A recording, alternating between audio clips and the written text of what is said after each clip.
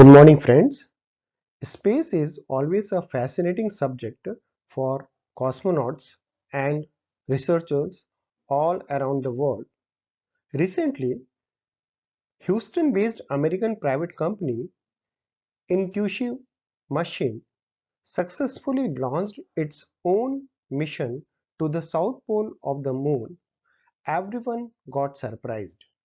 हाल ही में विश्व में पहली बार जब एक निजी कंपनी ने चंद्रमा के दक्षिणी ध्रुव पर कदम रखा तो सभी का ध्यान उस ओर आकृष्ट हुआ। तो आइए इसी सब्जेक्ट पर आज का वीडियो प्रस्तुत है। अंतरिक्ष की और जानकारियों के साथ मैं हूं आपका AKS sir. So let's get started. The US based private company Intuitive Machine successfully launched its spacecraft on south pole of the moon. Intuitive Machine is the first private firm to land on moon. America की पहली private company Intuitive Machine ने अपना अंतरिक्ष यान को चंद्रमा के दक्षिणी ध्रुव में उतारकर पूरे विश्व में ऐसा करने वाला प्रथम प्राइवेट कंपनी बनने का गौरव हासिल किया। The spacecraft sent by Intuitive Machine Company is not a big lander. It is only a phone booth-sized spacecraft. Odysseus को अंतरिक्ष में 15 फरवरी 2024 को अंतरिक्ष के लिए रवाना किया गया था और इसने स्पेस एक्स फॉल्कन 9 रॉकेट के द्वारा चंद्रमा की कक्षा में पहुंचाया गया है। Before we go further, let's revise the names. The rocket used for this mission was SpaceX Falcon 6 and it carries a lander named Odysseus. The spacecraft landed on Moon on February 22, 2024, just a week after its launching. इस अंतरिक्ष यान ने 22 फरवरी 2024 को चंद्रमा के दक्षिणी ध्रुव पर कदम रखा और यह यात्रा इसने अपने लॉन्चिंग के केवल एक सप्ताह में पूरा कर लिया। इससे यह प्रूफ होता है कि अमेरिकन कंपनी ने बहुत ही शक्तिशाली रॉकेट को इस लॉन्चिंग के लिए इस्तेमाल किया, जिसने पृथ्वी से चंद्रमा तक की दूरी जो कि लगभग 4.25 लाख किलोमीटर है, उसको मात्र 7 दिनों में पूरा करके चंद्रमा के ऑर्बिट में लैंडर को पहुंचा दिया। लैंडर ओडिसियस को उतरने के लिए चंद्रमा के दक्षिणी ध्रुव के मालापार्ट ए नामक जगह को चुना गया। तो landing site was Malapert A in the lunar south pole region and the flight director of this important mission was Tim Crane. Tim Crane जो है इस महत्वपूर्ण मिशन के फ्लाइट डायरेक्टर हैं। The spacecraft covered a distance of 3,84,400 km, which is the distance between the Earth and the Moon, to reach the lunar surface. 3,84,400 kilometre की यात्रा करने के बाद यह जो लैंडर है ओडिसियस वह चांद के दक्षिणी ध्रुव पर पहुंच पाया है। This mission is very significant because the US hasn't been on moon after 1972. Last time that US landed on moon was Apollo 17 mission, which was in 1972. एक प्राइवेट कंपनी के द्वारा चंद्रमा के दक्षिणी ध्रुव पर जाने का यह कारनामा इसलिए भी काफी महत्वपूर्ण है क्योंकि अमेरिका को यह गौरव 52 वर्ष के बाद मिला है। अमेरिका का जो पिछला चंद्रमा का मिशन था वह अपोलो 17 था, जिसे 1972 में भेजा गया और उसके बाद से लगभग 52 वर्ष बाद अमेरिका की इस प्राइवेट कंपनी इंट्यूटिव मिशन के द्वारा ओडिसी लैंडर को चंद्रमा के दक्षिणी ध्रुव में उतारकर यह गौरव हासिल हुआ है। The intuitive mission 1 carried 6 NASA payloads. The NASA contract is valued at $118 million, but the overall mission cost is estimated to be around $200 million. इस मिशन के साथ नासा ने अपने 6 पेलोड भी भेजे हैं, जिसके माध्यम से चंद्रमा की सतह पर अनेक प्रकार के रिसर्च किए जाएंगे। और इस कार्य के लिए कंपनी के साथ नासा ने एक कॉन्ट्रैक्ट साइन किया है, जिसके लिए उसने कंपनी को $118 मिलियन का भुगतान किया है। इस प्रकार से यह पूरा मिशन जो है $200 का है, जिसमें से $118 मिलियन कंपनी को स्वयं नासा ने प्रोवाइड किए हैं। फ्रेंड्स, आपको याद होगा पिछले ही वर्ष अगस्त में जब भारत ने अपना चंद्रयान 3 चंद्रमा के साउथ पोल में लैंड कराकर विश्व में पहली बार साउथ पोल में एंट्री करने वाला पहला देश बना, तो उसके कारण भारत की प्रसिद्धि पूरे विश्व में फैली।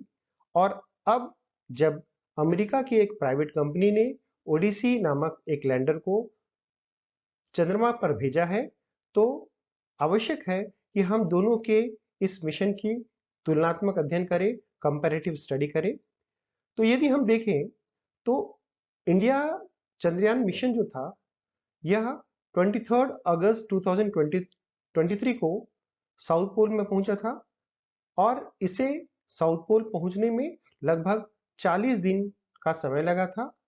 और इसका कारण ये था कि इंडिया ने एक कम शक्तिशाली रॉकेट को इस लॉन्चिंग के लिए यूज किया था, और इसका रीजन ये था कि भारत को अपना ये मिशन कम खर्चे में पूरा करके दिखाना था। तो इंडिया ने इस पूरे मिशन के लिए लगभग $72 मिलियन खर्च किए हैं। इसरो के द्वारा चंद्रमा के दक्षिणी ध्रुव पर अपना विक्रम लैंडर उतारकर ऐसा करने वाला भारत विश्व का पहला देश बन गया है। ये जो विक्रम लैंडर है, वह 23 अगस्त 2023 को चंद्रमा के दक्षिणी ध्रुव पर पहुंच चुका था।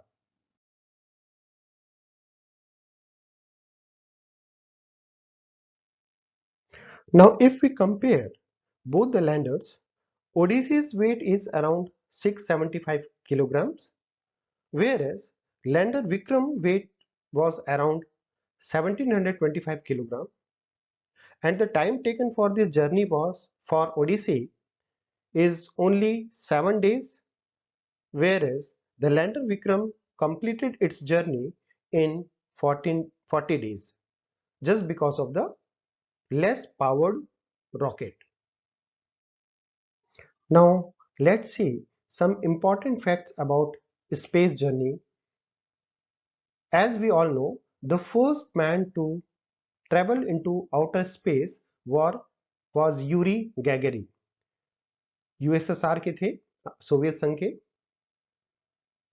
सोवियत अंतरिक्ष यात्री यूरी गैगरिन ने अंतरिक्ष की यात्रा अप्रैल 12, 1961 में कंप्लीट की थी। तब वो वॉस्टॉक 1 रॉकेट से अंतरिक्ष में गए थे, और इस प्रकार अंतरिक्ष में जाने वाले यूरी गैगरिन पूरी दुनिया में पहले व्यक्ति बने।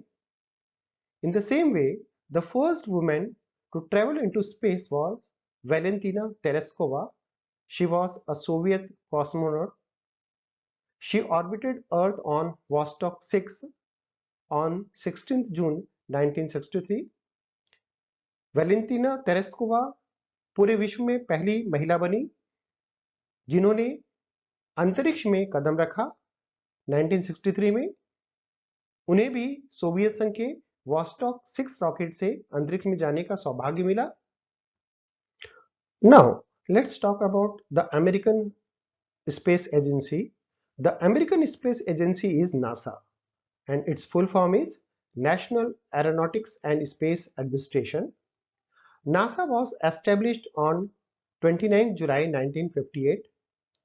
NASA की स्थापना 1958 में 29 जुलाई को की गई थी, और इससे पहले जब 1957 में सोवियत यूनियन ने अपने फर्स्ट अंतरिक्ष यान स्पुतनिक 1 को जब अंतरिक्ष में भेजा था, तो उसकी वजह से अमेरिका के ऊपर भी काफी प्रेशर बन गया था अपने अंतरिक्ष मिशन के लिए, और उसी के जवाब में अमेरिका ने अपनी स्पेस एजेंसी नासा को 1958 में एस्टेब्लिश किया और अंतरिक्ष मिशन में वे जुट गए।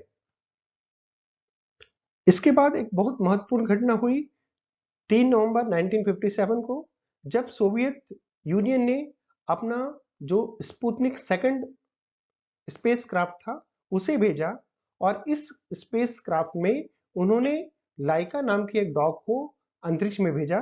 इस प्रकार से लाइका अंतरिक्ष में जाने वाली पहली एनिमल बनी, पहली पशु बनी।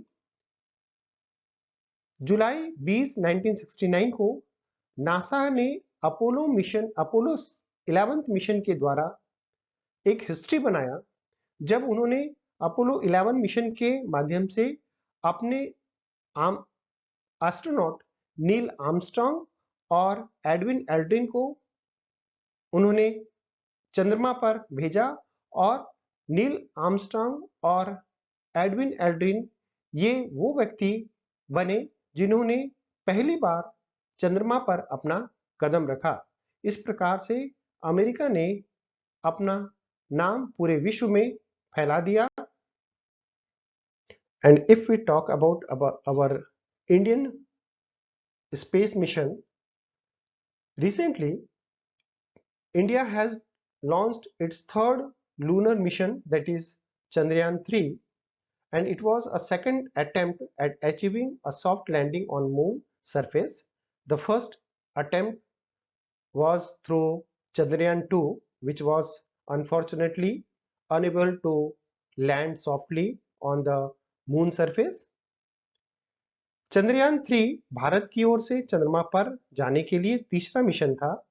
इसे चंद्रमा की सतह पर सॉफ्ट लैंडिंग करने का दूसरा प्रयास समझा गया, क्योंकि चंद्रमा की सतह पर सॉफ्ट लैंडिंग के लिए जो पहला मिशन भेजा गया था चंद्रयान 2, वह सॉफ्ट लैंडिंग करने में असफल रहा और वहां उसकी क्रैश लैंडिंग हुई। जबकि चंद्रयान 3 को 5 अगस्त 2023 को आंध्र प्रदेश के श्रीहरिकोटा जो प्रक्षेपण केंद्र है वहां से चंद्रमा के लिए लॉन्च किया गया था। After launching on August 17, 2023, the lunar module separated from the propulsion module. Launching के कुछ दिनों बाद 17 अगस्त को जो प्रोपल्शन मॉड्यूल था उसमें से जो लूनर मॉड्यूल अर्थात जिसे लैंड किया जाना था वह अलग हो गया, और ये जो लैंडर मॉड्यूल था जिसका नाम विक्रम रखा गया था, वह चंद्रमा के साउथ पोल में लैंड करने वाला पहला देश भारत को बनाया उसने। और ये कारनामा अगस्त 23, 2023 को शाम को 6:03 पर भारतीय समय के अनुसार संपन्न हुआ, और इसके साथ ही India became the fourth country to successfully land on the moon and the first to land on south pole of the moon. Bharat दक्षिणी ध्रुव में लैंडिंग करने वाला विश्व का पहला देश बना। Chandrayaan 3 mission was led by Ritu Karidhal Srivastava. She is also known as the Rocket Woman of India. Naming the lander Vikram is a tribute to Vikrama Sarabhai, the visionary pioneer of India's space program. जो lander Vikram था उनका नाम विक्रम साराभाई, जो भारत के अंतरिक्ष विज्ञान के बहुत बड़े प्रणेता थे, उनके नाम के आधार पर रखा गया है, उनको याद करते हुए रखा गया है।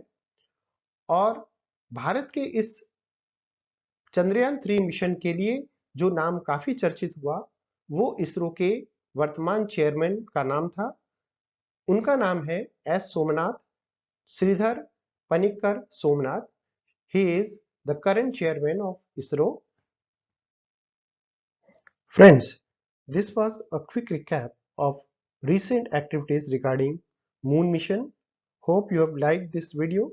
So please subscribe to my channel and don't forget to press the notification tab. Thank you.